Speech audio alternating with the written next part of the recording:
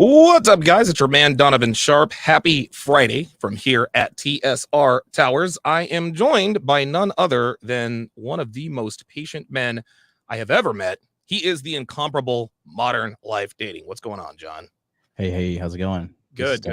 So, this is Free Consultation Friday, guys. The number is across the bottom of the screen, 516-387-1987. Again, that's 516-387-1987. If you have any questions for MLD, 516-387-1987. We'll screen your call. You can tell the screener what's on your mind, and MLD will answer your questions. So, John, while we're waiting for the phone lines to queue up here, talk to me about why you decided to start Free Consultation Fridays, because I've done free consultations before, and it is time consuming, and you do want to help guys, but by the same token, it's like some people in my estimation, and maybe I'm wrong here, some men just have the kinds of problems that it takes more than just a phone call to deal with. What are your thoughts on that? Yeah, well, I mean, to be honest with you, I just really as this cliche as it sounds, like I just really want to help men out. Okay. I really just feel like this is my purpose and calling in life. And everybody obviously they raise an eyebrow. They think you have an agenda, and Right. I'm the most consistent man in the manosphere and on the internet who shows up on every Friday totally for free and say, look, you want to be skeptical of my services, you want to be skeptical of me as a man, call in. Yep. Call and talk to me for free. Argue with me. We can argue too if you want, but they know they always cowered out from that. But I just tell them, come on down and I'll help you out for free. I'll give you incredible value because I know in my heart of hearts that I'm fucking the man. You know what I mean? Yeah. Why did you you really are the true embodiment of the American dream. And I remember, weeks before the late great Kevin Samuels passed away, God rest his soul, I remember he and I had a conversation about my services. Kevin would always be in my ear. Donovan, you're not charging enough. Donovan, you're not charging enough, et cetera, et cetera. But my argument was that I want to help guys out. I know that there are some guys that simply can't afford $225 an hour. There are some guys that can't afford a womanese course. I'm trying to put this. I'm trying to put this in a way that helps you to answer this question. But why do you feel the need to? Is it my deal was that sometimes I feel guilty for my success. I've done a lot of bad things in life and I've paid the price. But I remember Kevin told me, he's like, Donovan, you've put enough free content out in the universe. You've helped enough men. It's okay to be successful. You feel guilty for your success, just on a personal level. Do you ever feel that way, or does it really not matter to you? I definitely do not ever feel guilty for my success. Okay. Never, ever. And then another thing is, like, this is gonna sound like I'm blatantly lying. I just want to add a caveat right now. This is gonna sound like I'm blatantly lying. What I'm about to say. All right. But the reality is, in the history of my life, doing this coaching since 2015, right? Yeah. Every person that I've decided to help for free out of the goodness of my heart and or help at a discount price, they've always stabbed me in the back one way or another. Really? And I don't know what it is. That is crazy. Really? Yeah, and I know that sounds like, oh, he's just saying that so people will pay him. But I'm telling you, every time I help people for free, dude, it's like I'll give you an example, right? There's this guy in Tokyo. I'm not gonna say his name, but he's an older guy. He's about 47. He has pretty much squandered his life. He's broke. He's mentally a complete fucking mess. He's so stubborn and stuck in his ways. He thought him being away from his girlfriend for 10 months, like she should have stayed chaste and faithful to him and like not even question the relationship. And just like all these like idiotic things. And he was like, well, I only make like $1,800 to $2,000 a month, but she should stay with me. God. Like completely out of his mind, right? So I did my best to help him. I sent him to a couple of the guys in my community for free consultations, free therapy, free help, and all this stuff. And I poured my heart into helping this guy. Turns out all I asked for in return was for him to hold some mitts for me and do it at a different rate. I couldn't. He was charging like a crazy amount, like $150 a session, right? God damn. And I was just like, dude, I can join an MMA gym for $150 a month and go to unlimited sessions. Right. So I said, I'd pay you $50 an hour. I think that's a fair wage. Yeah, that's pretty fair. Right? $50 an hour to hold mitts. And it's not like you're working for a whole hour. You're chatting, you're doing rounds, right? Yeah, you're just, yeah, of course. And he was like, no. And I feel incredibly insulted that you would say that because my rates are this rate and I'm bound by my honor and pride and all this fucking shit. Whatever. And then the dude ended up fucking blocking me on Instagram, saying he doesn't want to associate with me anymore. And I was just like, you know, one of many things. And I was just like, you know, I just don't. I mean, it's human nature, right? You don't value stuff that you get for free. That's all right, man. You just don't. That's right. You know what I mean? Yeah. And so I don't know. But so I helped the guys in Free Consultation Friday to kind of just give them a sample of my competency, because a lot of guys come in and just listen to Free Consultation Friday, myself included. Yeah, and they get motivated, they get lifted up, they get ideas, you know. And so I just feel like it's a good way to kind of, you know, give away a free sample to an extent of my services. And then, you know, it's been working out, and I help a lot of people, and a lot of people lives have been changed because of my services, and it's not going to stop anytime soon. I'm very good at what I do. You know, I think I'm one of the best coaches in the manosphere in regards to building a guy from the floor up, in regards to the core four, money, muscles, game frame. I think I'm very well versed in all four of those things. Absolutely. And I'm just going to keep showing up. And, you know, I know I've only been doing my brand now, like the live streaming brand. It's only been 3.5 years, man, you know? And, you know, when we hit that 10-year mark, bro, you're going to see me, bro. I'm going to be like Kevin Samuels. I'm going to be like Rollo Tomasi. I'm going to be huge. You know what I mean? You are. And I'm just going to consistently show up every single day. And I'm a grinder, man. I'm a worker. Like, you know, I don't have pride. I don't have any of this, like, oh, I'm like, you know, this is too beneath me. I'm not going to do this. I'm not going to do that. I'll grind. I'll work. You know what I mean? And I'll let my work do the talking for me. You know, like that's how I got my spot on Valuetainment Money, right? When Adam was there and CME. Yes. Everybody's like talking to him. He's like, yeah, well, this guy, you know, MLD said this. MLD said this. Right.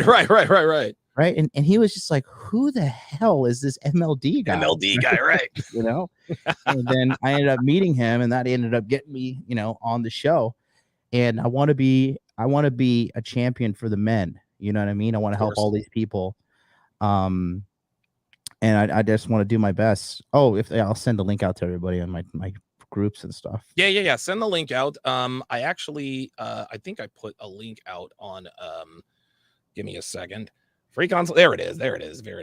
Free consultation Fridays. Let me so I'm gonna put this on my YouTube community tab so that we can get more people in here. We've got a caller on the line. We're gonna get to him here in just a second. Free consultation Friday starts now. All right, very good. Okay, so that is out. Okay, let's go to our first caller of the morning. Let us go to Kevin in Las Vegas. Kevin in Las Vegas, you got us? Hey, morning, guys. Morning. Morning, John. Last week you told me to call back and give you an update, so here I am. Yes. You're the 37-year-old guy who's got the tech job, and you're really overzealous about helping these people who don't want help, right? Yes, that's it. 38, but everything else was accurate. Wow, good memory there, John. Doing my best. So I had my meeting with the CIO. I presented my bullet points in a PowerPoint presentation. I narrowed it down to 5, like he asked me to, and he was furiously taking notes the whole time. Obviously, he's a very busy man, so his feedback was very short because we only had 30 minutes. And so he said, there's a lot of good stuff here. Thank you for your time. And click, that was it. Okay. So now we just got to wait for the feedback, right? Yes, sir. Cool. And in the meantime, how's that other interview going with the gaming company? So I got an update email from them. I can read it to you if you want me to, but it still sounds positive. No official offer at this time. Let's hear it. Yeah, let's do it. Okay, 1 second here. Pull up the Outlook. Oh God, I haven't used Outlook in forever, man. Oh. Ever since I started using Apple products, I don't use anything else. I just like the ecosphere, man. Okay, here it is. Hello, Kevin. Hope you are doing well. I apologize for getting back to you this late for all the delays being caused on our end due to vacations. I wanted to let you know that we are still interested in talking to you and want to move ahead with you. If you are still interested and looking out for the job, please let me know and I will proceed ahead accordingly. Waiting for your response. Best regards, HR. Is it a woman? Yes. Okay. That's positive. What that tells me is you're not top priority, but you're definitely in the pool of candidates that they're considering. Like, they haven't really found their star yet, but you're not shitty enough that they want to throw you away. What do you think? What do you say, Don? Yeah, I think you're right. And I think the fact that it is a woman who got back with you, that doesn't mean that she doesn't mean what she says. But what you have to understand in every aspect of life, and Kevin understands this better than anybody, is that in every aspect of life, women are wishy-washy, right? She might feel strongly about you as a candidate one day, and then the next day, maybe not. But listen, she is HR. So let me ask you something, Kevin. The HR lady, where is she on the totem pole in terms of decision making? Is she ultimately going to be one of the people that decides to give you the green light or give you the stop sign, or is she just sort of the go-between at this point? She's only the go-between. The senior directors decide whether or not I get the position. Okay, and you've been in contact with the senior director? That's the guy that you made the presentation to? That's a different company. This is a sysadmin interview with a video game company. Oh, gotcha. Okay, all right, my mistake. Yeah, it definitely does sound positive, and it sounds like they're waiting for your response. So, and it's been a long time since I responded. Oh, okay. How did you respond? Immediately. Okay. I said, yes, I am very interested in furthering the conversation. Cool. I like it, man. It's succinct and to the point. Yeah. So who's the one, like, who's the hiring manager? What would you say? That's the system admin. That's the hiring manager. The director of IT support. Okay. And then do you have access to that guy's email or anything? Did he give you a business card or email you at any point? No, only the Zoom interview. So do you know his name or you remember his name? Yes. So go digging around on LinkedIn, see if you can find his email and just be like, hey, Bob, it's me, Steve, or excuse me, Kevin from Las Vegas. I just want to say thank you so much for the opportunity. I received word from blah, blah, blah. Say her name in HR so he feels like you're already connected to the community. I've received notice from Heather in HR. She wants to move forward with the service, and so do I. I just want to let you know I'm taking this very seriously, and I look forward to adding as much value as possible. Thank you so much for your time. Respectfully, Kevin. You know what I mean? Make it a very professional email. Don't kiss his ass too much, but let him know you appreciated his time. You're eager to get going, because nowadays people are lazy sacks of shit, right? Yes, they are. And if you show them you have initiative and you're ready to join and you're ready to do these things, that's going to put you above the rest of them, because the majority of these people are not hungry, bro. They're coming in there to do as little work as possible, to get a paycheck, to go home, to jerk off, watch Netflix, look OnlyFans, and just be a bum. You know what I mean? Mm-hmm. That's what I'll do. I will do that. I'll tell you a quick story. I remember when we had first, when Devin and I, we were getting ready to move out here to Philly, and there was a really, really, really good job that she was in the running for. She actually ended up leaving that job to come and work for me. The rest is history there. But what Devin did is she went above and beyond. And I'm not saying that you should do this, but what Devin did is she put her resume on a really, really nice paper. Then she hand wrote a letter to the hiring manager. I forgot what what her name was. I think her name might have been Kim. And so she told her, hey, look, I'm excited about this opportunity, blah, blah, blah, blah, blah, and gave her a $25 Amazon gift card. Now, that's not bribery. That's just saying, hey, thanks for your time, et cetera, et cetera. I know you're busy. Win, lose, or draw. Here's a token of my appreciation for giving me the opportunity to apply for this job. The very next day, they called her, or it wasn't the very next day. It was actually after the weekend. Monday morning hit. She had an offer she had a 6-figure offer. She took it, and the rest is history. So I agree with MLD when companies see that you take initiative instead of being reactive. They like when people are proactive because it shows that you want the fucking job. You know what I mean? And that handwritten letter too is money in the bank, bro. Every day, all day, baby. You know who wrote me a handwritten letter was Alpha Villains. He wrote it to me in Japan, and when I read that, I was like, this is a man who has a fucking heart of gold. And I just knew. He sent me the t-shirts. He wrote the letter with his hands. I was like, this is a guy I can trust. Like, I knew right off my bat. That's right. And I don't, have you ever met him in real life? Oh yes, I met him. He's on my panel on the 6th. I met him down in Miami at the CME. Dude, that guy is like an unsung talent. He is a great guy. He's also speaking at the Masculine Empowerment Network. He'll be talking about reclaiming your power as a man. I saw that. I saw him on the schedule, man. Yeah. He gives me, he seems to understand what's really going on. And just like you said, he's just a genuine dude. He's just a good dude, man. Like he's the kind of guy that you don't have to, he does not appear to be the kind of guy that you have to withhold information from, or you have to move a certain way to make sure they don't burn you later. I like working with guys like that for sure. Yep. Evan, that's what we got for you, brother. All right. Thank you very much. And I will keep you posted. Thanks for calling, Kevin. We appreciate that. Okay, let us go to Robert in Los Angeles. Robert in Los Angeles, you are on live with MLD on Free Consultation Fridays. Go ahead. Gentlemen, how are you? It's a pleasure meeting you. Pleasure talking to you, I should say. I've enjoyed your shows immensely, especially the skits. Oh, thank you. It's so funny that I've it's a funny thing. Everything on those skits has happened to me one time or another, and I need a little bit of advice. But let me go into a brief background on what I've been doing. Let's do it. It seems funny that a lot of those skits happened to me in high school. I just didn't realize they were happening to me. Right. So as I've gotten older, it's funny that a lot of these women that I get attracted to haven't changed. And by the way, I'm 64. Oh, wow. Wow. I know. But here's the deal. Most of my life, I've had money. I've had good jobs, and I've invested well, and I'm not an idiot with my money. And I haven't really spent a lot on all of them.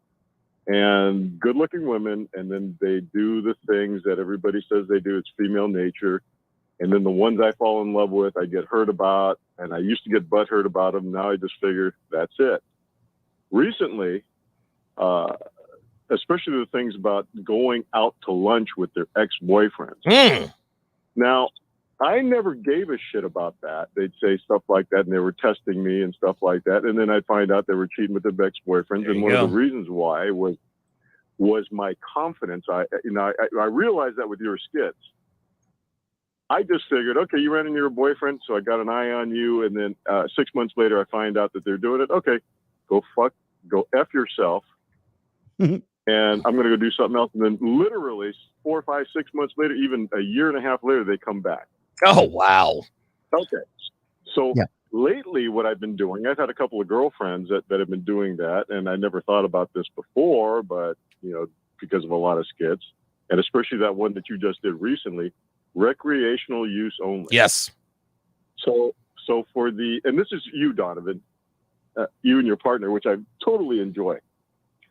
So for the last year and a half, my old girlfriends call me up, or somebody else calls me up, and I just put them on rotation. There you go. I don't take them seriously.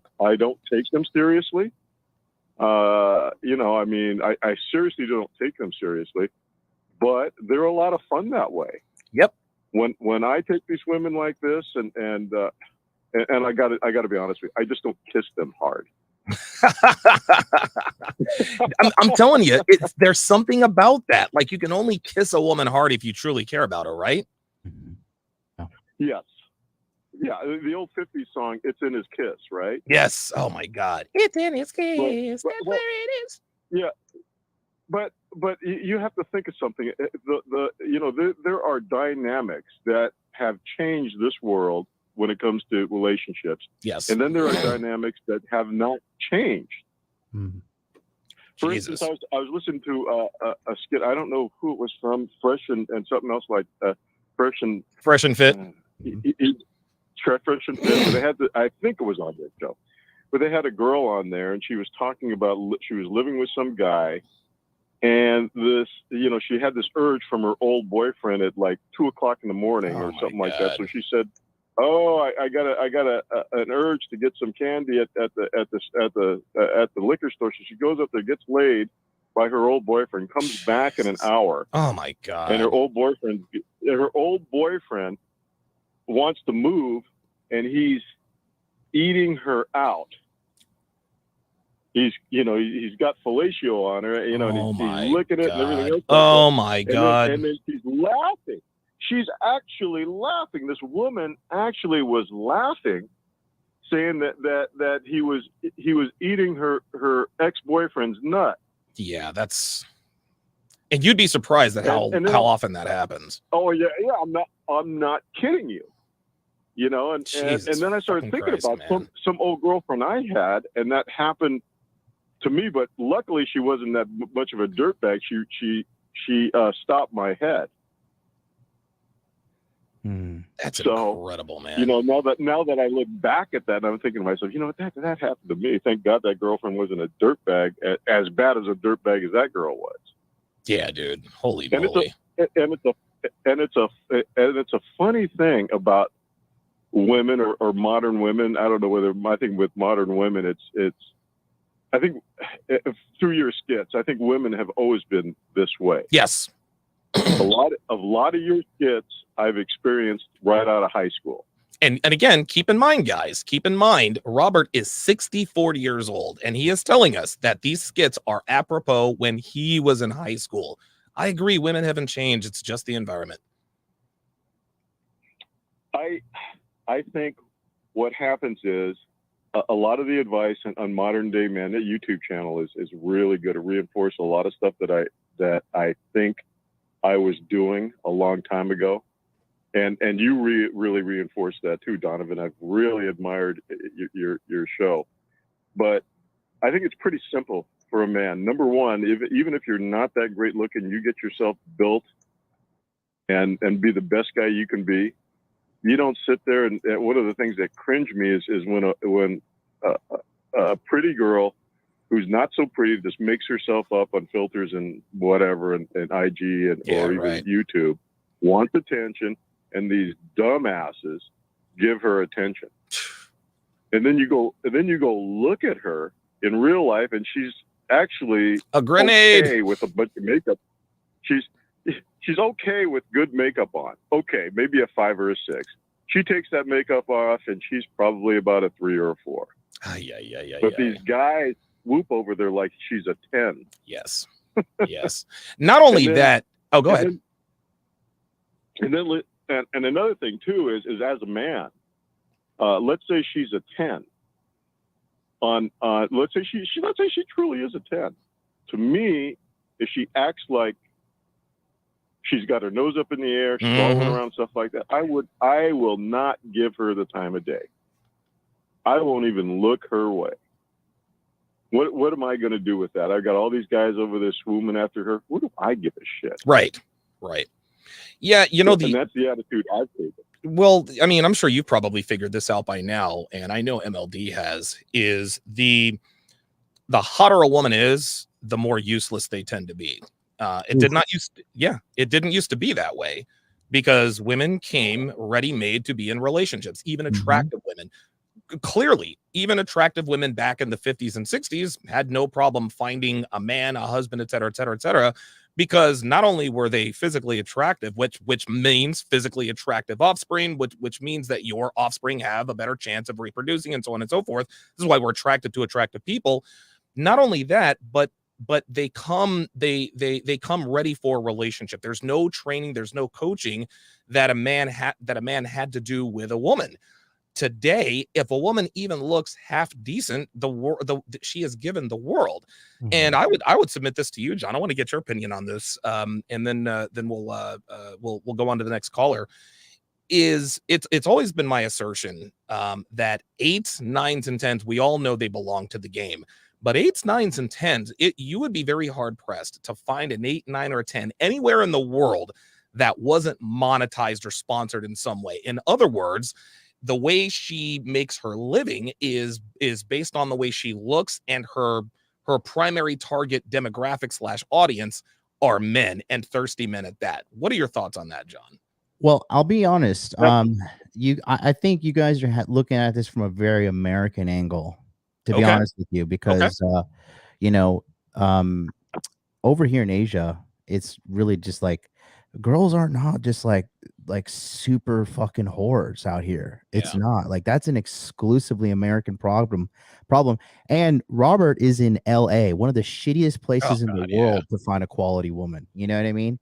So, I mean, and Robert, to be honest with you, if this has been a constant theme in your life, buddy, I can't help but, look at the situation and realize, the only constant thing here is you, Rob.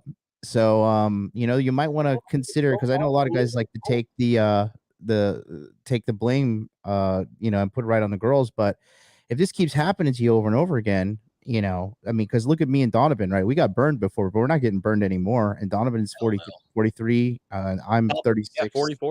44. I'm 36. And so, I just got a little bit too. You didn't mention your age, a little bit older guys, simping was a little bit more common back in the day. And a lot of you older guys get taken a little bit taken advantage of by these younger chicks. But I don't think I agree with you, John. And by the way, I listened to you before. I really like your show. Thanks. But I think what happens is with my particular case is that I am old school. And I was married for 30 years and I was loyal for 30 years. Oh, wow. Okay. So I get back into the game. It was the same thing. I seriously mean loyal. Why'd your wife leave? Had a wonderful wife, everything else like that. Hey, Rob, why did your wife leave? She became celibate. Oh, wow. So, I mean, whose fault is that, though, Rob? 10 years ago. Rob, whose fault is that? Did you get fat eating lasagna? Uh-oh. No, absolutely. You know what? I'm 64 and I've got a 6-pack. Wow. So what happened? Why did this woman go celibate on you? I don't know, but it runs in her family. And I thought when I was in my 30s, actually when I was about 35, she's got 4 sisters. And my brothers-in-laws, and I've only seen them a couple of times because they live in Chicago, we're in LA. And they said to me, dude, you wait till she turns into her 40s. Well, she turned into her 50s, and that's what happened. She's that way today. But who initiated the divorce, her or you? Oh, I did. So you think I'm going to sit around and be celibate for years? You lost half of your assets? What's that? Did you lose half of everything you had? No, actually, we came to a pretty good thing. I had assets, before the marriage. I kept most of the things in my marriage, sole and separate property. I don't know. I feel like you're full of shit a little bit, to be honest with you, Rob. Real quick on that divorce though, was she was amicable. I was amicable. I tracked my track the whole time, and I still support her. She lives in a place called Dana Point, California, by the. Oh no! You're paying and supporting for your ex-wife that didn't want to fuck you, bro. Okay, nah, dude, you just gave yourself up. Don, am I being an asshole, Don? You're not here, John. Let me explain something to you, and it's probably pretty educational for you. Sometimes it's better to keep people on a good terms, right? On very good terms. She doesn't feel like she's let out. The lawyers aren't eating everything. I pay probably about $5,000 a month for she's the woman of my 3 children. I've had her for 30 years. You think I'm going to get away from not doing anything without disaster going either way? Don, okay. Go ahead. No. Now this John, this is a different story. Let me finish with this. Okay. And then you got to move on. All right. These are symptoms of simping, though. These are symptoms of simping. I do a lot of simpy things because I've made good money as as an adult, and as an adult ever since I was actually 20 years old. Mm-hmm. Very good money. And I never had a time to look back. I did things. That's why they always come back, because I do things like travel when I have times. I've got nice cars. Of course. I've got nice property. I've got this and that and this and that. And I am a very adventurous guy. I will, like I'll go to the mountains and rent the best boat out there. And why are these girls cheating on you if you're so awesome? Lunch. Why are these girls cheating on you if you're so awesome, Rob? Got me. Probably because sometimes I am so busy at work, I don't do it. But here's the thing. I come from very old school. I catch you, and that's it. And by the way, both of you guys, a lot of times if you didn't have those channels, 80% and 90% of the time, those women don't get caught. Yeah. You ever hear of get your cake and eat it too? It's very difficult a lot of times to detect women doing things. The last woman that I was with, I adored her. We had a threesome with her best friend, everything else like that. Oh, wow. And then all of a sudden she started, yeah, believe me, they were in their 40s. Anyway, I had a great time with them for 2 years. And then I started figuring out, you know what? She's seeing somebody every Friday, and then, and you can feel it in your soul. A lot of times they become distant. Somebody else has given them the sausage. And then not only that, in your soul or your intuition, whatever you want to call it, you're not attracted to them. That's what happened to them too. Well, let me. I was not attracted to them. No, I get it. Just a couple of quick things. Let me back up. I do understand, and MLD is right, to some degree. And this I think is where MLD and I might diverge. It's very easy for us to say, oh, just cut the bitch off. She stopped fucking you. But just like you said, Robert, you were with this woman for 3 decades and she gave you 3 children. That isn't nothing, right? A lot of guys, and don't get me wrong, man, if she fucked you over, whatever the case may be. Now, on the other hand, Robert, women, celibacy is not hereditary. Celibacy doesn't run in any family. It's not like, oh, it looks like they've got the gene for celibacy. Your wife, for whatever reason, just decided she did not want to have sex with you anymore. This doesn't mean she wasn't getting piped down by someone else. And this is where the chat and MLD is like, oh my God, I don't know that I would have done this. But by the same token, and I have this agreement with Devin, if I decide to leave of my own accord, I make sure I'm going to make sure that she is financially taken care of, because she was with me before the whole Donovan Sharpe thing. And if I decide, hey, you know what, I want a younger, hotter, tighter woman, then I'll break you off because you didn't do anything to violate the relationship. However, if she does something to violate the relationship, like she cheats on me or she stops putting out, then she's on she's on her own. So while I can understand that you want to take care of her because she is the mother of your 3 children, what it comes down to, Robert, is that she stopped having sex with you because she just didn't want to have sex with you. And that's, and it's a blow to our egos, but you're 64 with a 6-pack, you're in better shape than I am, but women will go feral for any reason or no reason at all. And at that point, you just really have to charge it to the game. Robert, we got to move on. Thank you for your honesty. Closing thoughts on that, MLD, because you seem to really, listen, Dana Point, I don't know that I would be doing all of that, but clearly there are some things he was probably leaving out to keep maybe some proprietary information to himself. But what are your overall thoughts on Steven's situation there? Or not Steven, yeah. Rob. Rob, I want you to talk to me on my show when I'm back on YouTube, and call me back on a Friday. We got to catch up. I want to dive a little deeper on this because I think we're not showing the full hand here.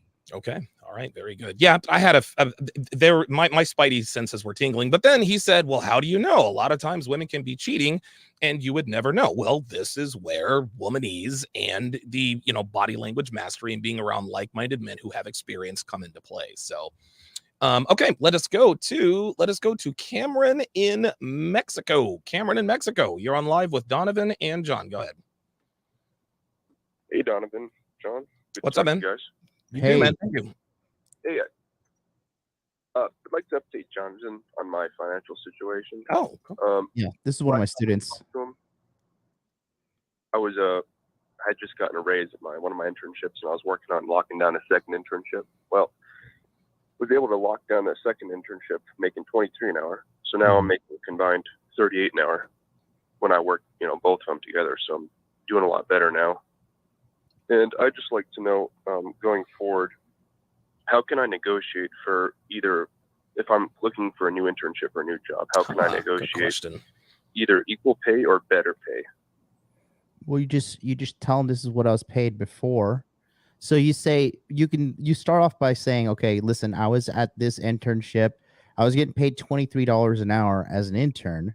So you kind of set in the premise of like, okay, this is what I was getting paid as an intern. Now I have my degree.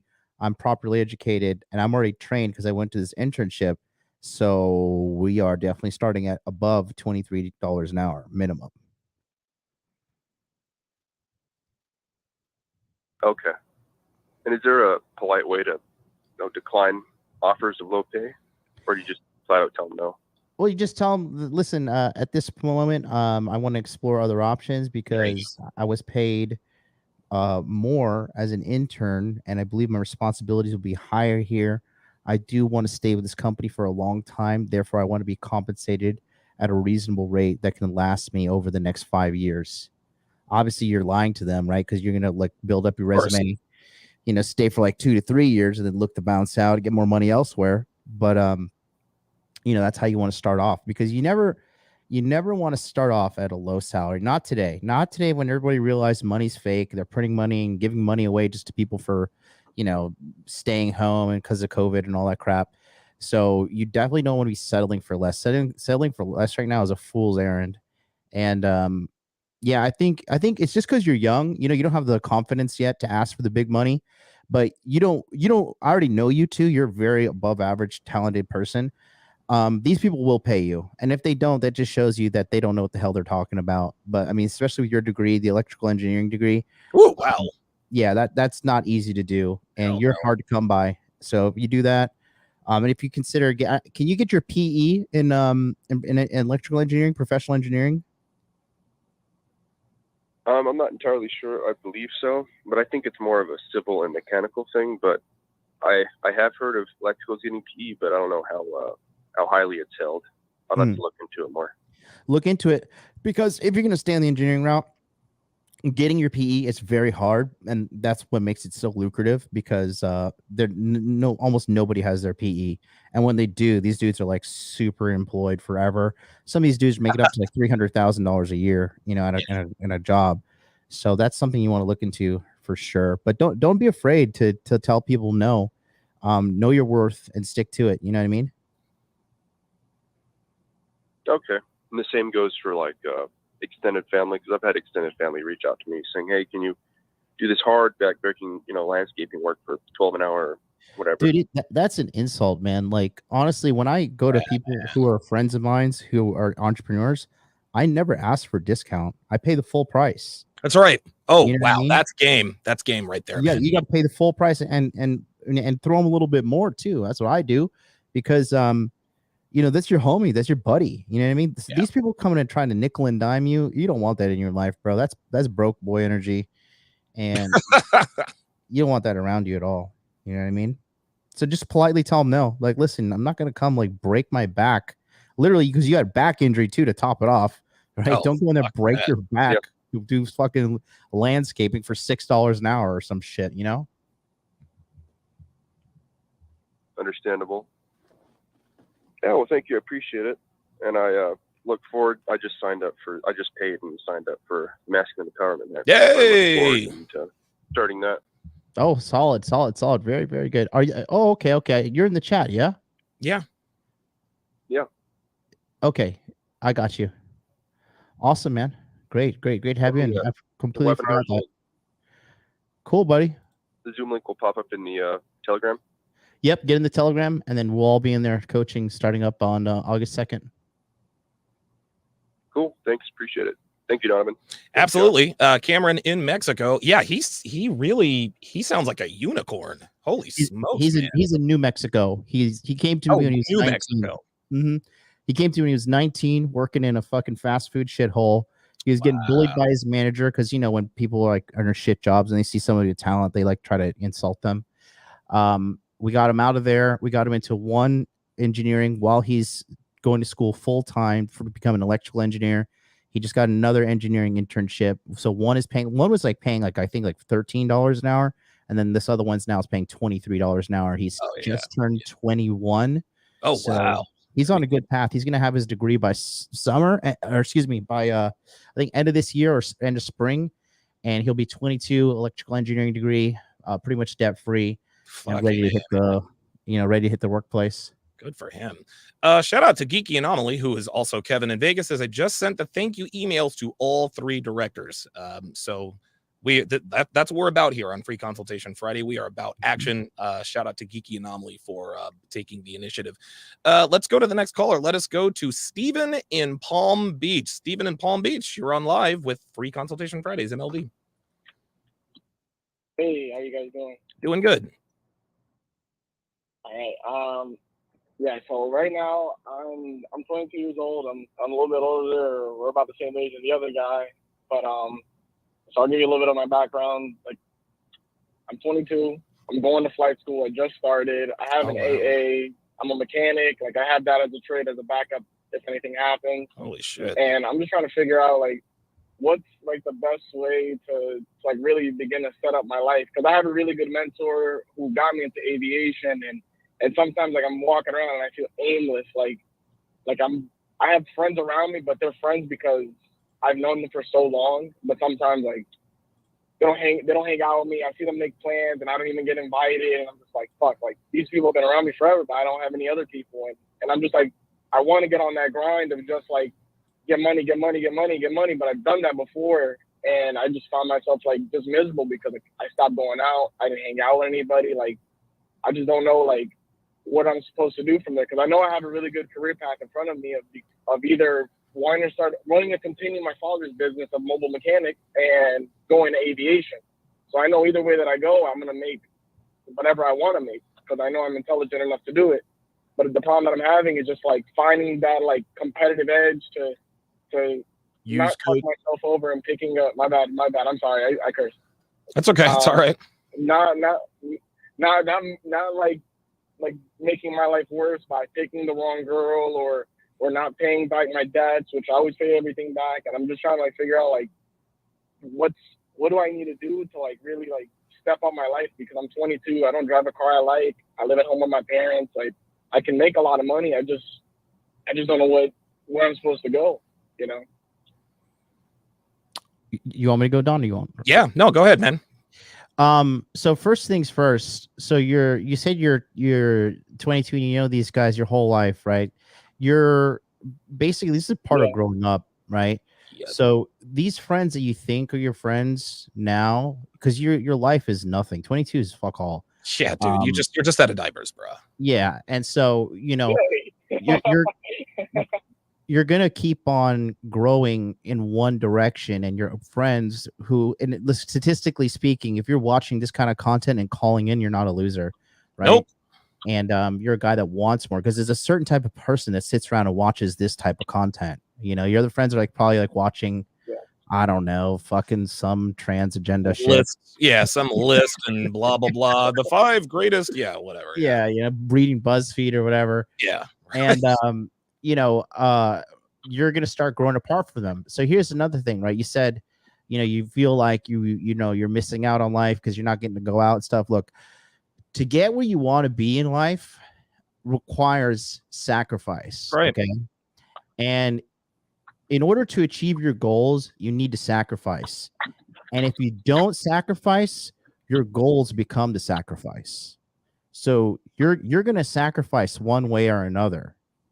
So are you going to sacrifice the fun and the drinking and the boozing and shit right now, which is honestly the worst thing you could do? Oh my God. Me and Donovan can tell you that's what we did in our early 20s. Oh my God.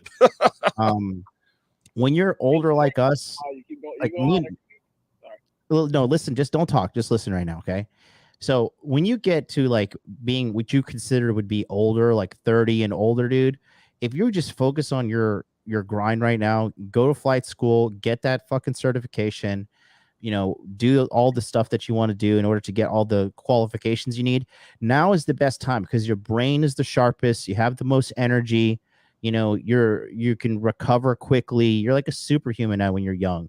Yeah, when you get older, you start to slow down. You start to get tired. You start fucking. You're like, oh my god, like I drank 2 nights ago and I still feel like shit. It's like everything starts to slow down because you're gradually starting to die. And so use this energy and stuff now so you can get all these financial accolades under your belt so that you can use this to set up momentum for you in your 30s. So then in your 30s, you can party and go and bang a bunch of girls. Like, dude, in my 30s are the shit, bro. I'm traveling. Real talk.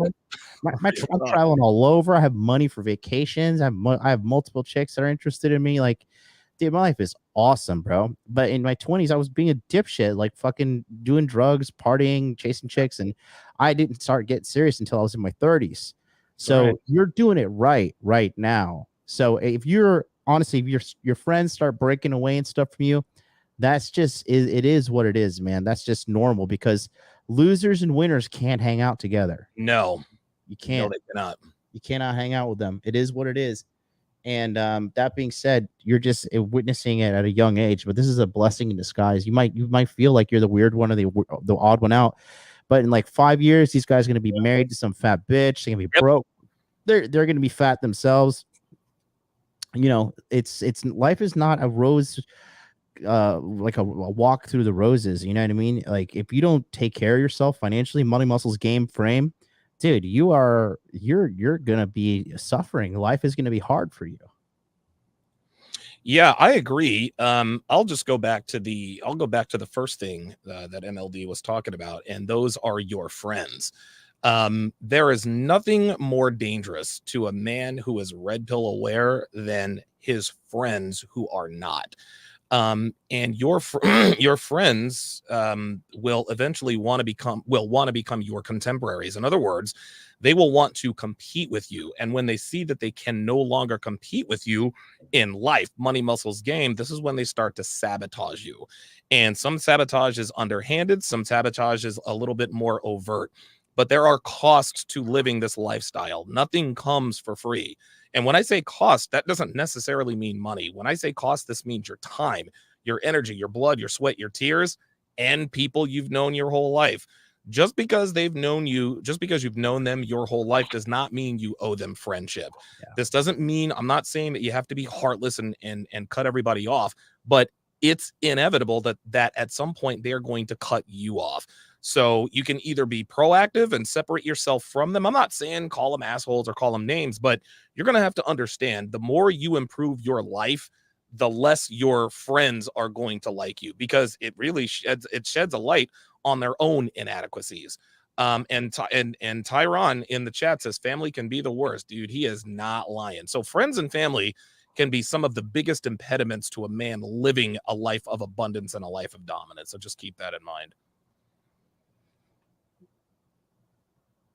Okay. Yeah. But I know how you guys are saying. Hello? My bad. No, go ahead. Yeah, go ahead. Okay. Like how you guys are saying, like somebody, like it's actually because of me these guys started watching like self-improvement and like red pill content. But like at the end of the day, like I know he died a couple months ago, Kevin Samuels, and recently because I started getting on the grind of going to school, working a job at night, paying stuff, paying my bills, and going to flight school 6, 7, 8 hours a day. I saw that video of Kevin Samuels the high value man commandments, and none of them mentioned about hooking up with chicks, and that's all they want to do. And it's like, and sometimes I feel like I've given them like a gift, and they just slighted it because all they want to do is they just want to go out to the club, bang a bunch of chicks, and then that's it. They just want to go to the gym and bang a bunch. I'm like, we're going nowhere. We're all working minimum wage jobs. Like we're all working in restaurants, and it's like I see. It's like I don't know. Like I'm trying to like climb the mountain, but at the same time, I feel like I'm carrying 5 other bodies with me. Yeah, that's. I mean, it can certainly feel that way. Welcome to being a man. Yeah, that's just how that goes. Listen to this. Yeah, listen to this, Steven. So, Dr. B84 just sent in a $20 super chat. I appreciate that. He says, I became a doctor at 28 and spent most of my 20s in school. I am now making $375,000 a year, own a luxury car, and will soon buy a house. The sacrifices I made in my 20s gave me the lifestyle I live now. That is literally exactly what MLD just told you. Anything worth having or doing for the long run is not going to be easy. It's not going to be easy staying in and studying while all your buddies are out drinking and banging chicks. But when you make those sacrifices up front, you will reap the rewards later on. Yeah. All right, Steven, thanks for the call. We got to move on. Listen, good call, good kid. And I'm glad that he is starting to I'm glad that he's figuring this out. And just like you said, John, if he's calling into shows like this, he's already one step ahead, right? Bro, I was doing the same thing, man. I was obsessed, you know. I was so obsessed. I'm still obsessed with success, man. Dude. I have all my goals written on my refrigerator. I was writing my goals. I review my refrigerator about once a month, and I was redoing them last night. I would stay up till like 5:30 in the morning, you know, studying, watching YouTube videos. Like, even as me as like the success icon, whatever people want to look at me and say I am. I'm still deeply unsatisfied because I just feel like I could do so much more. You know what I mean? Isn't it weird? This is so funny, man. Is that I thought after I made my first, well, I don't want to flex, but I always said to myself when I meet a certain financial threshold, that would really satisfy my sort of hunger. And we're Jerome in Canada, Rob in Arizona. You guys are up next. But what I found is that the more money I make, the more money I want to make. It's the wackiest thing. I've made more money in the past 3 years than I've ever made in my entire life. And I want more. I don't know. I can't really explain that. You ever met Justin Waller? Oh yes. Justin Waller was at the CME and I was on a panel with him on Fresh and Fit. Absolutely. Yeah. Yeah. So, Justin, he said something that makes a lot of sense. He's like, you don't realize how broke you are until you make your first million. Yeah. You know?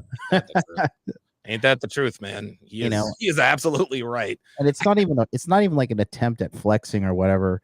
It's just like, that's just how it is, man. You're like, dude, yeah, I cannot believe there was a time that it's like, I can't believe that there was a time I didn't have enough money in my bank account not to go off and buy a $35,000 brand new vehicle if I wanted to. Like, I can't really imagine not being able to do that. Eric Adjay says, question, what is your explanation on tricking? Tricking is very simple.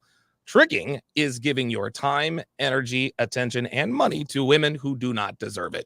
That's it. I give Devin my time, energy, attention, and money because she has earned my team. That's really all there is to it. Let's go to the next caller. Let us go to Jerome in Canada. Jerome in Canada, you're on live with Donovan and MLD for free consultation Fridays. Go ahead. Yeah, how you doing? Good.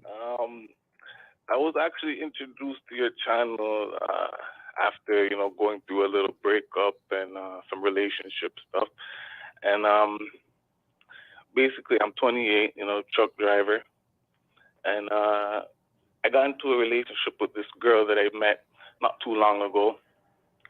And basically, we hooked up, got into a relationship very quickly, I would say about 3 months. And when we got into the relationship, everything was going smooth and whatnot. And she was out of town, out of my area where she lived. Uh-oh. So I went to go stay with her for a bit and whatnot.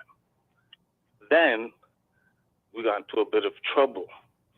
And this kind of trouble here basically separated us. And when I spoke to her next, she gave me news that she was pregnant. And this would be my first child. Okay. So basically after that, when I got up, close to her and we were able to speak and, talk about the situation, she ended up telling me, things were kind of going rough from the time that I didn't see her. And I come to find out she was sleeping with one of my family members. Oh my God. Now why was she, so where were you? So this is one of your family members. Where were you were you out on the road when she was sleeping with one of your family members? No, remember I said we got into a bit of trouble. It was a little situation where it was a misunderstanding. Okay, was it legal trouble? Like, did you? I got locked. Yeah, you got locked up. Yeah, and Okay. so basically that's when she told me the news. Okay. At first, I was thinking in my head, maybe, you know, she's just saying that, you know what I mean, because I'm not there. But come to find out, like, that is the case. But the situation is, I don't know if it could be mine or my cousin, right, the family member. Wow. Jesus and like Christ. I said, I got introduced to your channel due to this relationship situation where it's like, you know, I felt bad, you know, disappointed, betrayed. So I'm going on, you know, I'm just looking through different channels, and I got introduced to your channel, and I've been watching it ever since, looking at your shorts and everything. And a lot of it relates to the situation that literally just happened. Okay. So, you know, I'm just Yeah, so I'm just looking for some advice on. Yeah. The advice here is simple. Have a you need to get a DNA test, man. I think that's pretty obvious. Get a DNA test to make sure that the kid is yours.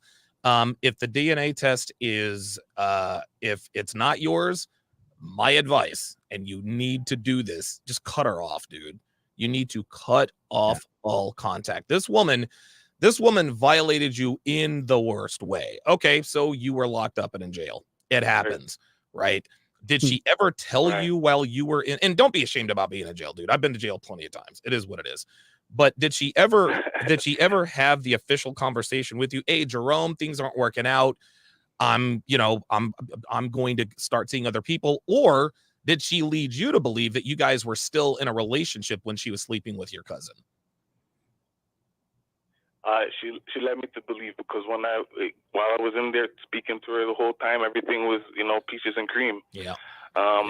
And then when I got released, you know, and it was a surprise, so maybe she was even shocked herself, right? And that's when she broke the news. You know, the news, the energy changed a little bit. You know, the energy changed. Maybe I spoiled some sort of fun. I'm not sure, but this is what I was told. So in my eyes, like you know, I might have to even move closer to her for work or something. If it's mine, like you said. Okay. Or if it's not mine, whatever it is. This girl's gone, bro. This girl's donezo. This girl is out. No matter what, even if that kid is yours, bro. This chick she's done. Like she had unprotected sex with another man and happened to get pregnant. She's done. That's it, man. That's a disgusting human, bro. That's a disgusting person with no integrity. You bring some kind of dirty vagabond like that into your life, and it's just going to be like a cancer in your life forever. She's, you know, it's funny. You know, there's even in Japanese, right?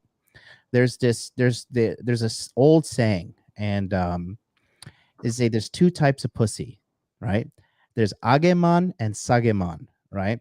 Agemon is the pussy that gives you energy, gives you life, adds to your fucking life. Love it. Sagemon is the pussy that takes away from you, takes energy, drains you. This is in Japanese culture, okay? Wow. This is across the globe.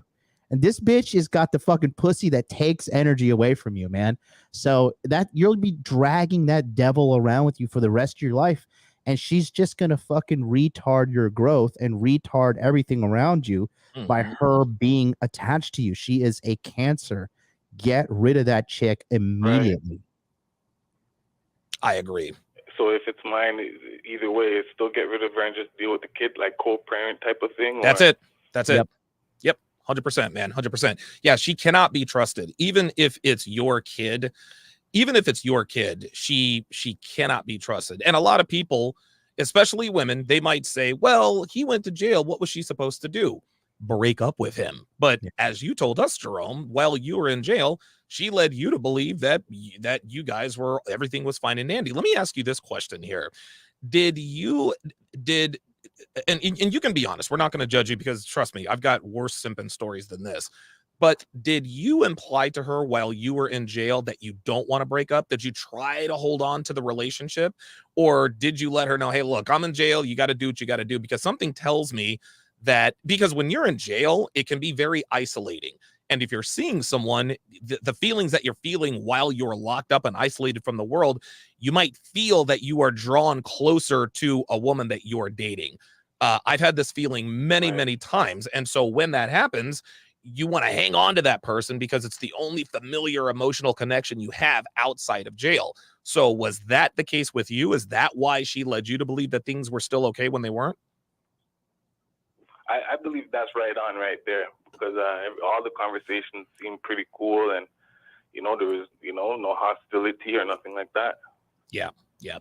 And you're 28, correct? Right. Yay. Look, congratulations. You found this community a lot sooner than I did. And look, man, this might be a stumbling block in life, but dude, thank your lucky stars that you haven't married her or that you don't live with her. Otherwise, this would really turn your life upside down. I agree with John. Whether the kid is yours or not, cut her off. Do the responsible thing, co-parent, make sure the kid is supported financially, but then you also need to make sure you get and I'm not a lawyer, but you're on the road a lot. I don't know how the custody thing would happen, but whatever the case may be, you cannot be in a relationship outside of co-parenting with this woman, whether this kid is yours or not. That's the bottom line. Otherwise, she's going to bring you down, man. For real. I think you're right. Yeah. Okay. You're right there.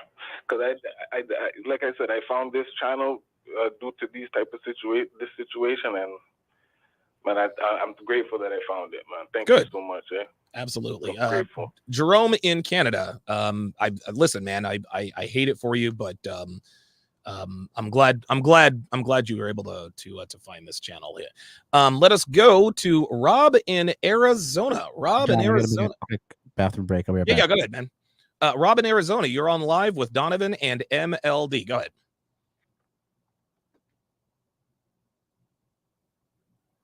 Rob in Arizona. Yeah, I'm still here. Yeah. Sorry about that. That's okay. No problem, man. What you got? Okay, two-part question. Also, thank you for all that you and John do. I've been in John and Charlie's crypto mindset course. Do me a favor, Rob. If you have us on speaker, take it off speaker because you're coming in real muffled. It sounds like you're in a closet hiding out from someone who's trying to kill you. Okay. Hold on. I mean, if you need to hang up with me and call 911, there we go. Okay, I was going to say, if you need to hang up with me and call 911, I'm not mad at you. There we go. That should be a little bit better. Yep, that's much better. Go ahead. That's okay. Start over again. Okay. Two things. Thank you for what you and John do. Of course. I've been in his Charlie's crypto mindset, life-changing money there. Oh, good. Just short and succinct. How would you guys go about running like club game? Because I had just moved recently across the country. Okay. And I'm in a position where when I go to the club, I always have like tables available to me, like free booze and liquor. Okay. Because a bunch of my good buddies here, they own clubs out, so I don't ever have to pay for a table. So Perfect. I have free booze available. My issue comes across is I'm having a hard time distinguishing between like genuine burning desire and like table vultures, girls that are just trying to get free booze. I've successfully pulled girls from the table, but right now my numbers I'm going like 1 for 4 when I'm talking to girls at the table. That's not bad, but I'd like to see if there's ways to kind of improve those odds. And I wanted to get like your opinion because you were living in the Devil's Playground in Vegas, and then John, I know he had been a promoter for a while too, so I'd like to kind of get expert opinion on that. Yeah, so I don't know that you caught the whole thing, John, but this guy has many connections in the nightclub life. His buddies, anytime he goes to the club, he doesn't have to pay. He gets tables, and he's having trouble distinguishing the difference between table vultures, basically girls who come over just to get free drinks, or genuine desire. I wish I could answer this question, but I can't advise on something I don't know anything about. I've been invited to tables before, but I've never bought a table at a club. So what are your thoughts on this? Well, I mean, the thing is, girls who go to club are not like men who go to clubs. Men who go to club for one reason only. To get fucked. To fucking have sex. That's right. Get some pussy. Girls go there for girls' night out. Girls go there to make their boyfriends jealous. Some girls go there to cheat. Other girls just want to have fucking drinks and be like, with their girlfriends because that's what they like to do, So it's in your best interest. I mean, how old are you, kid?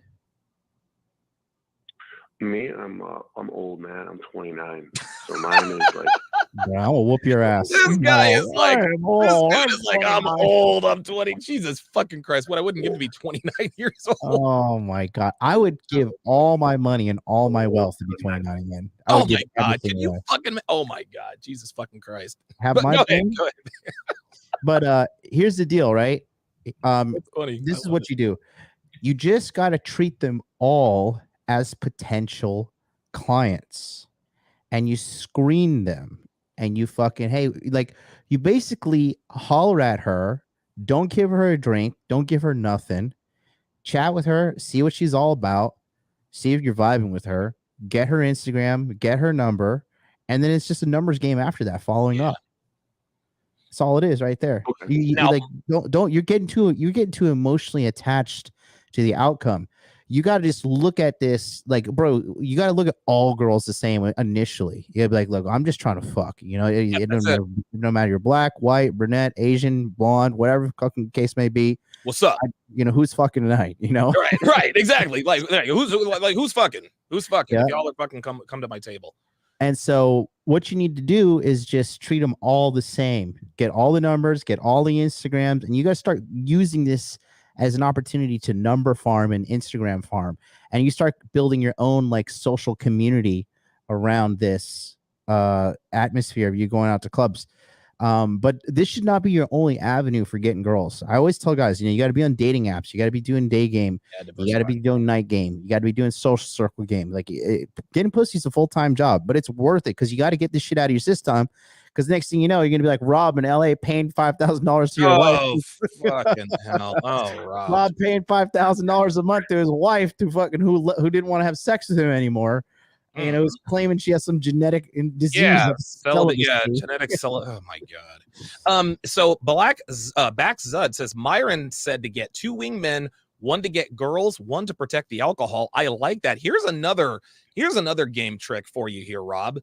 No matter whether or not you think that they're table vultures or they actually are trying to fuck, what you need to do is you need to make sure you're getting pictures with all of them. So if a girl comes up and says, hey, can I sit at your table? Well, on one condition. Well, what's the condition? Take a picture with me.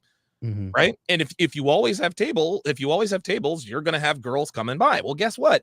Now you put those pictures of you and these girls at the club, at the table on Instagram. That's going to increase your sexual market. Oh, this guy gets into clubs. He's a club promoter. He's got pretty girls, et cetera, et cetera. So if the girls are going to try to use you for drinks, use them for clout. Use them for pre-selection. That I would not.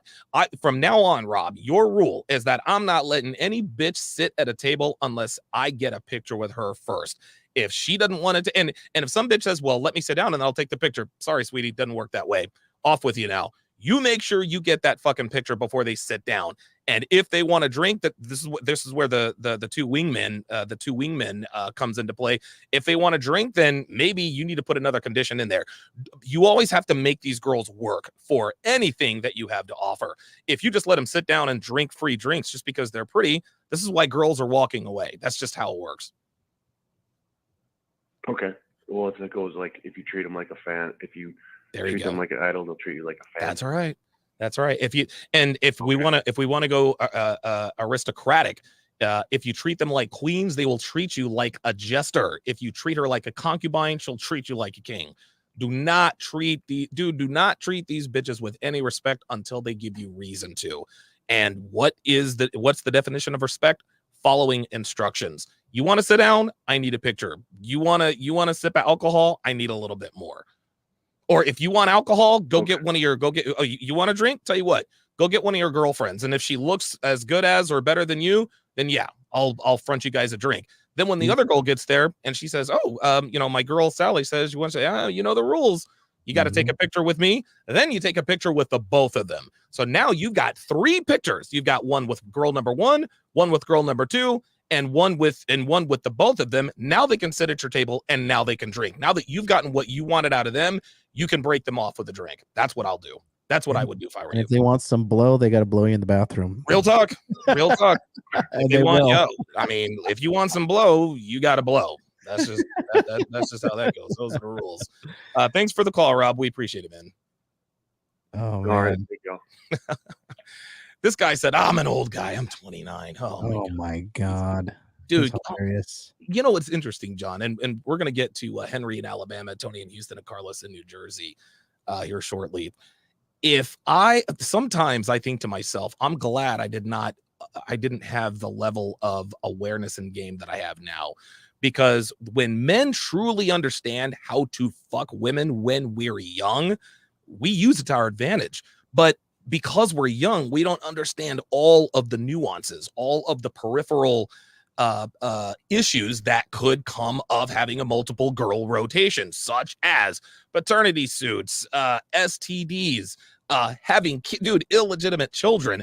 It would have been nice. We always say, if I knew then what I know now, okay, but I was too young and stupid to be able to handle this kind of game. If I had this kind of game at 21, dude, I wouldn't be sitting here right now, man. I'd be in court somewhere paying back child support for the fucking 16 illegitimate kids I fathered all through my 20s. Am I wrong? No, you're right. You're right. Dude, incredible. Okay, let us go to Henry in Alabama. Henry in Alabama, you're on live with Donovan and MLD on Free Consultation Fridays. What's your question? Hey, what's going on, guys? How y'all doing, man? Doing good, man. Good. Listen, I got a situation. I'm trying not to be long-winded. Occupational question. All right, so y'all got to follow me. Worked in healthcare for 17 years, right? Okay. Left before the holidays last year, all right? Mm-hmm. Start cutting hair, got my barbering license, cutting hair. Good for you, man. That, you know, thank you, appreciate it. And started doing that, and I just didn't fit in, all right? I'm cut kind of different. Okay. I'm just gonna leave it at that. Okay. Not to be not to sound arrogant. There's nothing like that. It's all good, Henry. Hey, look, Henry. Listen, man. If you're a unicorn, say I'm a fucking unicorn. And them niggas couldn't handle me. Fuck. Thank you, man. I appreciate that, man. Of course. But yeah. So I start cutting, doing house calls, right? And fast forward, I started just getting burnt out, man. It's just the crowd wasn't for me. Right, so I took a job in a warehouse. I can't call it in because this world we're now is international. It's all good, and I don't want to, call it. Yeah. So fast forward, I was cutting the guy's hair that I was working with, who helped me get into this warehouse. Okay. We got into it, right, and I'm going somewhere with this, right. We got into it. He wanted me to cut his hair on a day or a time that I couldn't do it. When I agreed, I thought I could do it, but I couldn't. And then once the date came, I was like, dang, I ain't gonna be able to do it because I got responsibilities with my son. And I just couldn't do it at that time. I can do it, but I just couldn't do it at that time. So he gets mad, and he's a friend. Like I said, he helped me get on at the job. Yeah. So long story short, went outside to talk to him. I was on the clock. Keep that in mind. On the clock. Went outside. And just to talk to him, because like I said, was a friend. I mean, we've been friends for dang near a year. You know what I'm saying? Okay. So we just been rapping back and forth. Still pulls a gun out on me. And yeah, I was like baffled, taken aback. This dude, wait, hold on. Just let me make sure I'm understanding this correctly. I'm going to try not to use the word, but this dude drew down on you at the job over a haircut? Bruh, let me tell you something. Oh my God. Real talk. And wait a minute, I haven't got to the meat and potatoes yet. Oh my God. This dude pulled his gun out, put it on his gear shift. He told me I shoot first, ask questions later. Now I've been in this man's house. I've cut his hair, cut his son's hair, met his wife, held his baby. So I mean, good grief, bro. I mean, like, you can't get no closer than that. Hell no. So as you can see, I'm straight edge, man. I mean, I don't even. Hey, bro, listen, we don't need to hear anymore, man. Get out. Get away from that guy. Yeah. Dude. Okay. Yeah. And see, this is. And look, bro, let me just tell you guys something, bro. This is gonna sound bad, but it is not. Like, all this hood shit, all this fucking gangster shit, this urban lifestyle, there's no net positive to being around that shit. No, ever. There's no net positive around being around that shit. Okay, I grew up in the fucking hood. I grew up ghetto as shit. All right, that shit is cancer. You got to get the way. Those people are fucking losers. They're cancer to society. and being around them is going to drag you out. If any of my friends had the audacity to fucking pull a gun on me, bro, I would do everything within my power to put that motherfucker in prison for the rest of his life. For him, I would not even give a shit. I would have him rot away in a fucking cell. No way is anybody gonna pull a fucking gun on me after claiming to be my friend. Yeah, let's call it a blicky. You know? Yeah. Oh, sorry. No, it's okay. The thing is, yeah, I 110% agree. But this is the kicker, right? I reported it. I was just like, I went back to work. You know what I'm saying? I mean, we got into it, we talked. Wait a minute, we went back to work. Yeah, straight up. Watch this. Went back to work. He left. He was at the end of his shift. He was off the clock. He was in his shift. Went back to work, and it just as the night progressed, I was like, it was just weighing on me. So I said something about it. That was a week and a half ago, and they suspended me, and I'm still suspended to this day. What? Right now. What did they suspend you for? For what? Because I was on the clock outside talking to him. I shit you not. Is he suspended? I didn't, and that's the Jeopardy question of the day. I do not know. They say they haven't heard from him, but I think it's bullshit. Excuse my French. Sure. But excuse me, Donovan. I'm that's not right. disrespecting. No, it's all good. I'm with you. But I think that's BS. I think they're playing, they running games. So, but just to sum it all up, this is the situation. I made good money at this warehouse, but I gotta. Can you define good money? Who makes good money at a warehouse? Well, he is in Alabama, so that's okay. It's different. Well, the way they pay is way different. But I got a real estate license as well, so I'm moving in that direction right now. But the thing is, they keep keeping me abreast of what's going on with this investigation. The reason why I'm calling y'all, I don't have a wolf pack, and I don't know, even if they tell me, Henry, come back, I don't know if I want to come back because, like I said, I'm going. How old are you, buddy? 39. Oh yeah, get the fuck out of there. No, you can't go back. Man. Listen, man, I'm going to call you out. It seems to me you're like a little bit excited by this drama. Okay, you seem like this is kind of like no, I'm not. I was no. Yeah, he got a blicky pulled on him. Yeah. He got a blicky pulled on him, man. Yeah, I'm not excited, bro. I've been married for 19 years. I got 2 kids. My son is on his way for a ride at UA. Oh wow, I'm not excited by that shit. Okay, I'm not really. I'm just trying. Honestly, the reason why I'm in this situation because I was drinking myself to death when I was in healthcare. Remember early on in the story, I was working in healthcare for 17 years. And towards the end of my quote unquote career, literally I got so depressed and so stressed out, I had to get away from it, right? Because I was just drinking. I was literally, before I even left the parking deck, I already had a sample bottle of Jack Daniels already ready. Okay. Yeah, it got that bad. You get tired of seeing people getting shot and stabbed and stuff like that. Sure. So no, I'm not entertained by that. I mean, I didn't get offended, nothing like that. Trust me, I didn't get offended. All right. But I've seen the other hat on the other side of people getting shot, people getting stabbed. No, I'm not entertained by that. But the thing is, I was just looking at the money. That's all. Yeah, that's not worth it, man.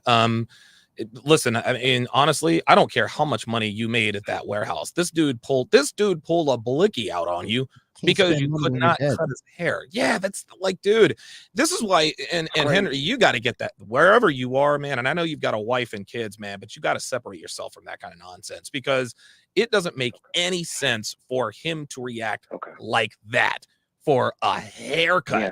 And what this also shows me is this is the way niggas operate. Niggas think that if they give you an opportunity, then you owe them, right? Well, I put you on, I gave you an opportunity, so you owe me. Like that's what it was. Never mind the fact that you had cut and trimmed up his hair a few times before. You failed one time to meet his demands, and this dude pulled a blicky on you. That dude was never, ever your friend. There are people that I have dealt with in this community who I thought were my friends. They were never my friends to begin with. This is one of those situations, Henry. You need to separate yourself from that situation, man. I got to move on to the next caller.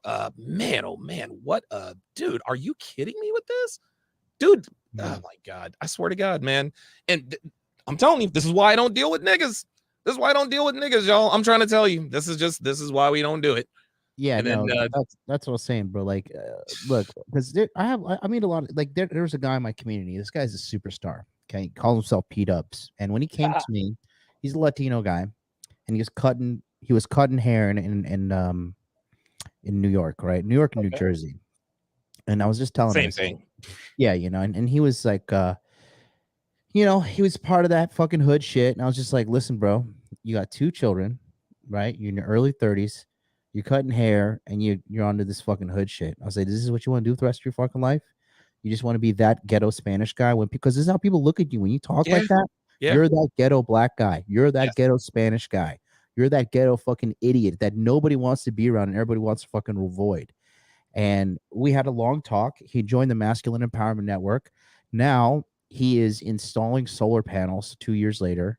He's making anywhere between $50 to $85 an hour. Woo, and he's part of a union to top it off. He has health insurance. Both of his children are taken care of. And he's dropped that that stupid crap. He's also invested. He made some investments in Ethereum earlier on when he was like, very in the hundreds. And he has investments moving now. And he's doing so much better. He has too much work now. He worked 40 hours a week, and they wanted to work overtime because there he is right there. Yeah, That's my boy. That's my boy. And this is I love this guy because he came to me too, and he was kind of like, he had a little bit of a complex. He's like, I don't know, man. I see all these white boys in here and kind of shit. Like, can I do this? I was like, bro, of course you can. Doesn't matter if you're white, black, Asian. Like, effort is the great equalizer, and he did it, and he's turned his life around. That's one of the coolest people in my community, and I love that guy. He's just one of thousands who've turned their fucking lives around, but you got to get away from those people. Are a liability, bro. Those people, if they bring drugs around you, if they have charges around you, you don't know if the car is stolen, like, oh my God, a gun out on somebody, bro, that is not okay. Like, it's not okay. Over a haircut. Like, this is the way niggas are, man. Dude, but I'm gonna tell you what, P-Dubs, it all started with him getting the fuck out of the goddamn hood, man. You got to get away from that, man. You got to get away from that. Let us go to Tony in Houston. We have a couple more calls here. Tony in Houston, you're on live with Donovan and MLD. Go ahead. Well, first of all, I'm very happy to be on here. I'm probably going to be the oldest person to call you today. I'm 66 years old. Oh, wow. Good stuff, man.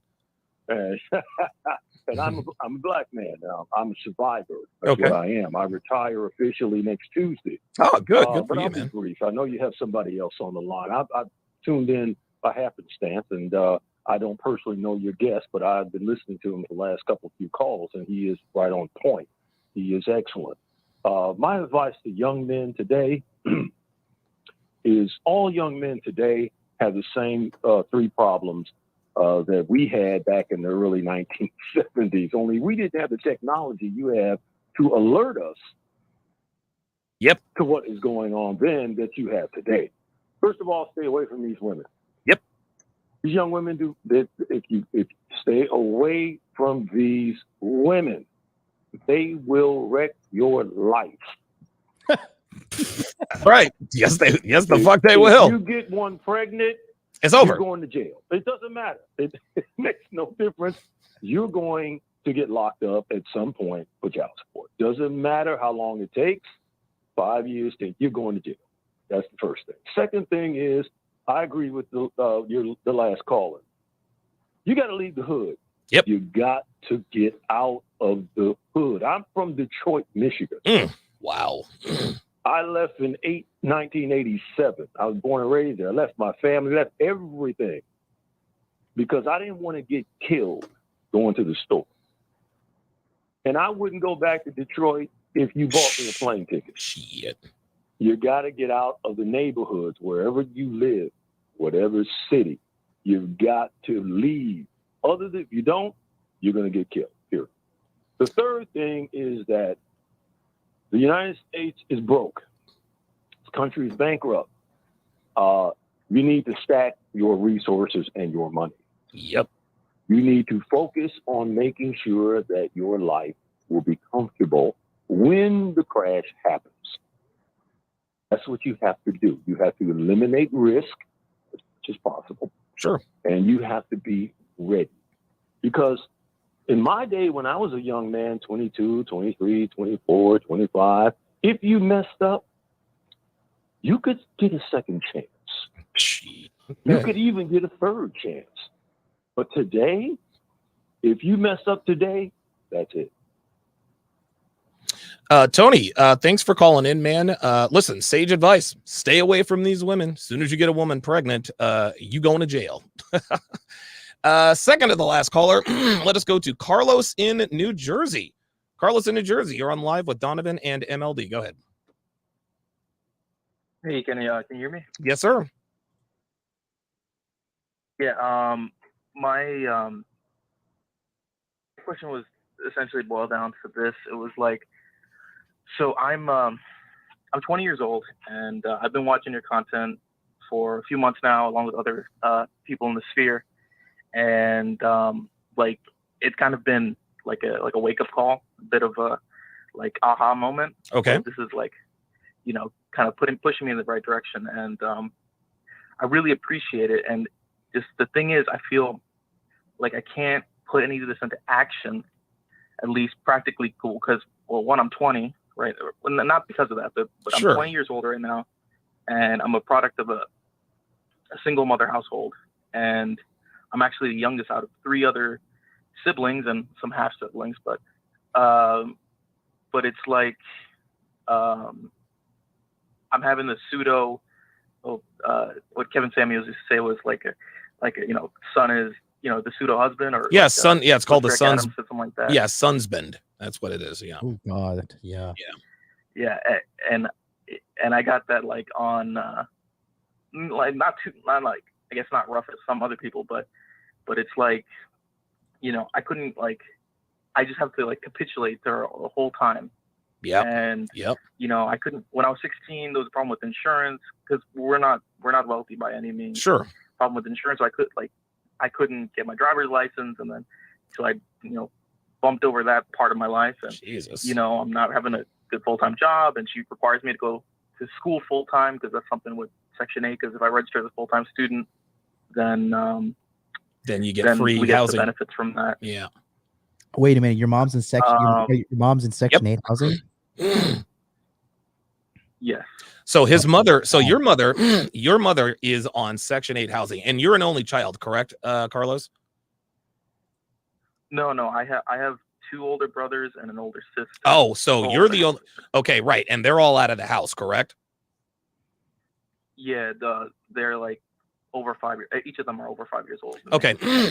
Listen, I'll let you finish your story, but here's one thing I can guarantee you that I know about your mother. You are her retirement plan, Carlos. Okay. Your mother is your mother. You are your mother's retirement plan.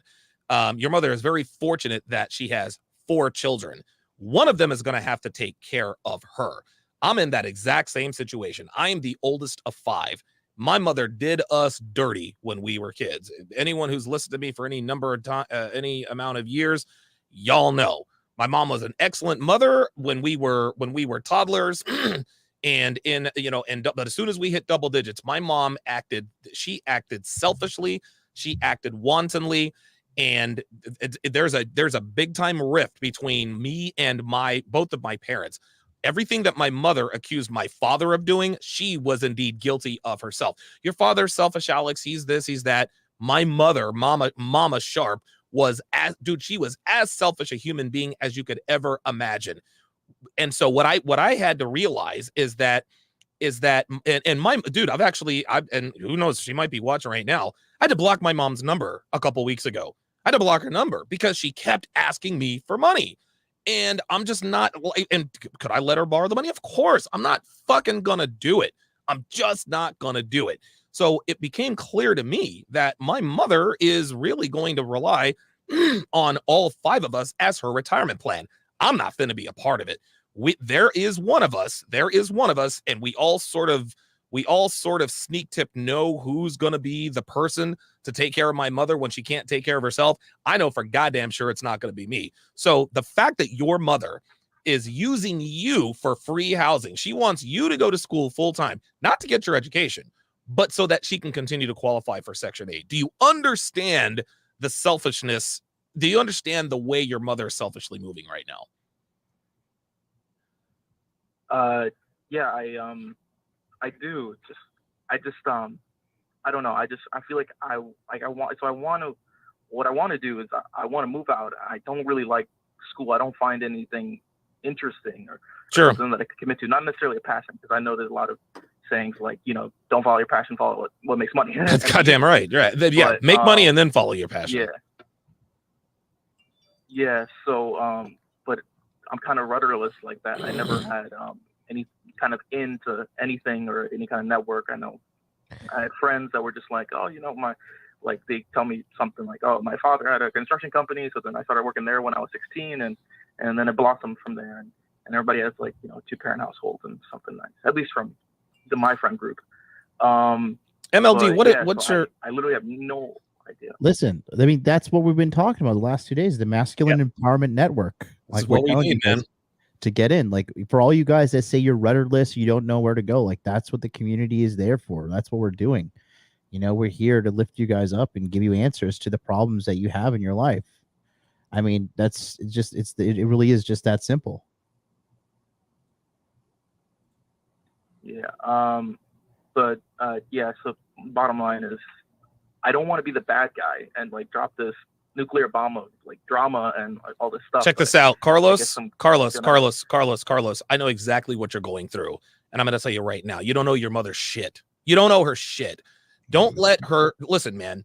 Just because you were born to somebody does not mean you owe her. You understand what I'm saying? Yes, your mother gave you life, but your father helped to give you life. That's the first thing.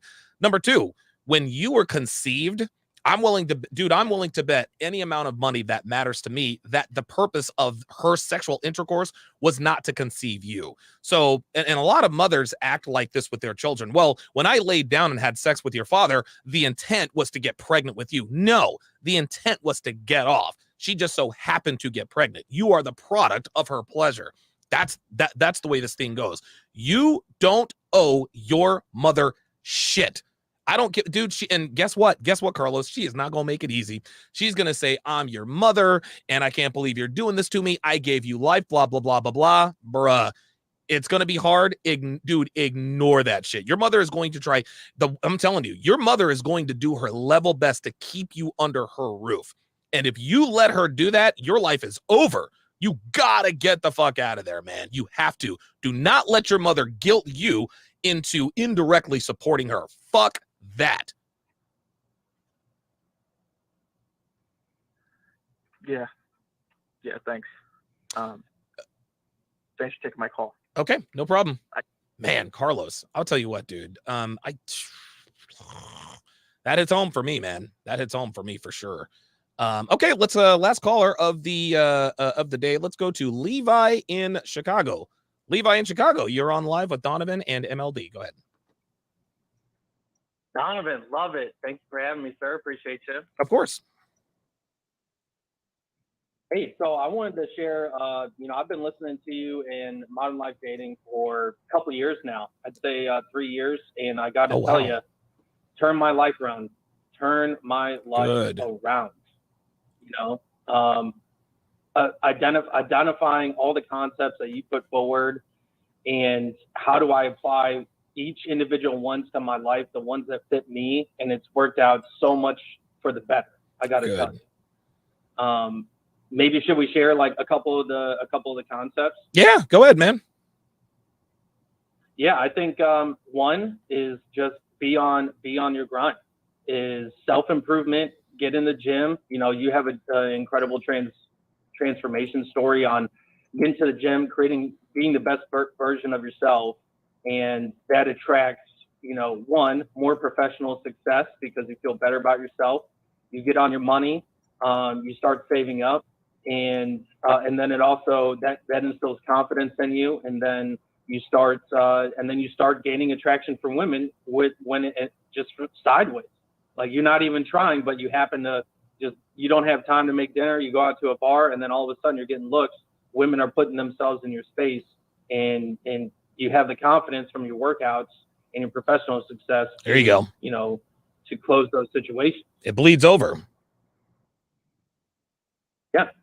Another thing too that's awesome is with Modern Life Dating. I know he's I haven't watched as much of his material, but he's overseas, right? He's in Asia. Yeah. It's in Tokyo. All right. So there's this huge thing that I don't know. I would love to hear the story of how MLD got over to Asia and how he anchored in and set up a fortress and a profession and a career over there to survive. But you know, it's challenging to move from the States to Asia, but I've had a lot of friends that do it. And a lot of the ways that someone do it is using the GI Bill to go to school over there. So I'll tell you what, I'll tell you what, I'll let MLD, and MLD, we've had this conversation before, an extensive conversation, but yeah, if you could give Levi in Chicago sort of the Reader's Digest version on how you went from, you know, being broke and rudderless in Florida to where you are now, I think that'd be great. Yeah, well, I was not like broke and rudderless in Florida. I knew what I wanted to do. I just knew that I just saw the writing on the wall with America. I knew the kind of like shithole America is now was coming in 2012. And so I just got out. So, dude, you're overcomplicating it. You don't need a GI Bill. I had a job and $2,500 cash in my pocket, and I came over here on a one-way ticket, and I made it happen. You know, you guys, a lot of you guys want the perfect plan and the perfect this and a perfect that and safety, safety, safety. Like that's what women want, you know, right. A little bit of uncertainty and a little bit of suffering is going to turn you into a hardened animal that no degree can give you, that no course can teach you. None of that, you know. Stop being afraid. Stop wanting the perfect path. Sometimes you got to shoot first and then ask questions later, you know. You got to pull the trigger and then aim sometimes later. You know what I mean? You just got to make the jump. So because you have accepted the truth. The thing is, thanks for subscribing. I fucking love this shit, dude. You know, but the thing is, the whole like wanting the perfect plan, the perfect path, like that's not what successful people do. Successful people know success loves speed. You got to take quick action, quick decisive action, and make it happen. That's what you got to do. Levi, you there? I appreciate it. And one of the things, so like I started watching Donovan when I was at rock bottom, right? And this is why I'm such like a huge supporter, because he helped me get like totally do a rebuild on my life. Good. And I was at a low of lows. Finished a relationship that we thought was going to end up in a marriage, but you know, it obviously was going to be run by my potential spouse and the mother-in-law. Oh God! And that's the worst. You know, they weren't going to be my children; they were going to be my mother-in-law's grandchildren. Oh, and she's deciding where they're going to school. She's giving us a down payment to live in the same suburb that they're living in. And then I know all the strings that come with that, right? It's control. Yes. 100%, man. 100%. And so I got out of that situation, thank God. But then went off the deep end again and had to build back better and be a better version of myself. So I wanted to say thank you so much, Donovan. You helped me out a lot. Modern Life Dating, I'm gonna check in on more of your content so I can get up to speed on the overseas thing. But one thing I want to give, you know, I was listening to the previous caller, and I kind of come from a similar situation where you're like, your dad's running your own thing, and you think you can kind of like build underneath or build support in that business, and it's like, bro, like I ran out. Break off of that, go do your own thing. That's how Daddy's going to respect you.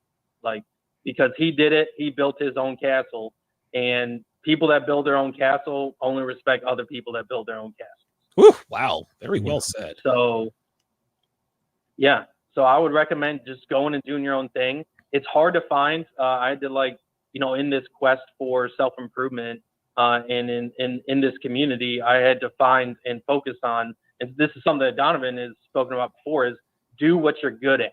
Yes. Identify what are you naturally good at and run that. There you go. That's 100%. I mean, a lot of guys, and Rich Cooper talks about this a lot too. Guys like, well, I want to follow my passion. No, follow the money and then follow your passion. I'll give you the last word, Levi. Listen and consume. Do not try to embody what other people do. Don't live for other people's approval. Do your own thing. Focus on what your own skills are. Develop them to be as strong as possible. And stay strong. And most importantly, stay positive. That's all I got. Levi, thank you for your time, my friend. Hope to hear from you soon. Levi in Chicago, dropping the knowledge. Salt Daddy, this is interesting, says it's a gift not to be given a silver spoon. I totally agree. Silver spoon is both a blessing and a curse. John, final thoughts on today's consultation calls. These are some pretty good calls, man. I just want to tell everybody that you are just a really great person behind the scenes too. Donovan, you're the man. You really are a great guy. Well, Appreciate you for, giving me this opportunity to help out these people. Of course. And, I look forward to continuing to work with you. I mean, you're a great guy. I think you get a lot of bullshit that's not necessarily due to you. And, you're just like, you're like one of the unsung heroes out here because, I don't think people realize how much you give behind the scenes and how much of like a good hearted person you kind of have, like this, reputation of being an asshole, but it's like the complete opposite. You're looking really, really like sweetheart in a good way. You know what I mean? Like in a good way behind the scenes. You're a great guy. You're a stand-up man. Gonna ruin my reputation here. But I'm happy, man. I'm just content. I'm so happy with what I'm being able to do with my life because I'm able to help people. And this is like, I show up and I live stream more than anybody in the manosphere. Yes. In regards to, actually take it back. I think Coach Greg Adams, I recently found out he goes twice a day. Oh, wow. Yeah, he goes hard. He goes hard, man. He does that. But I'm definitely, very, very up there in regards to being interacting with my chat, doing the call-ins. Like, I think I'm the most hands-on with coaching than anybody. 100%. No doubt. No doubt. And, this is just what I'm called to do. I have peace in my heart. I know I'm supposed to do this, and I'm just working my hardest to be as best as possible. And I just want to keep on doing this for you guys at home. So I just want to let you guys know at home, like, you're not alone. Like, we're on this journey with you. Like, I'll just speak for myself. I'm not like, I think everybody's in the world's watching Andrew Tate right now, and I think he's doing a great thing. But like I'm just like you. I'm not like Mr. Perfect like Andrew Tate. Like, I have my insecurities. I have my issues that I'm going through. I have my struggles. I have the problems that I'm working through behind the scenes. I'm just trying to do my best. I do feel like sometimes my friends are doing better than me, and I'm just like you at home. And so I just want to let you guys know, like, there is a light at the end of the tunnel. Keep pushing, keep going. Because when you take your foot off the gas, especially if you're the kind of guy watching this kind of content, you'll always regret taking your foot off the gas. You'll always regret letting your guard down. Like, you got to stay vigilant. You got to make it a lifestyle. Keep pushing forward. Money, muscles, game, frame to the end of the world and to the end of your life. That's right. And that's the way to live. That's all I can say.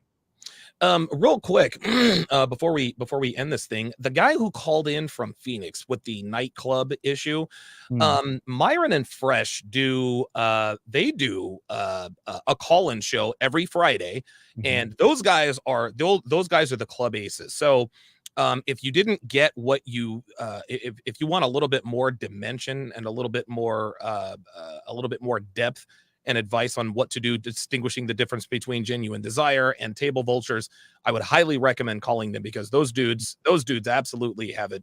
They've got that down. Right. John, thank you so much for making time for us today. This was a fantastic show. Guys, get your hands on the Masculine Empowerment Network. It is only on sale for a few more days. It ends on Monday at midnight. That is 11:59 p.m. Eastern Standard Time. After that, it is locked down. The webinars start in earnest on August the 2nd, the very next morning at 9 o'clock a.m. Eastern, and of course at 9 p.m. Eastern. So you get 2 webinars daily. John, thanks for joining us, man. Take care.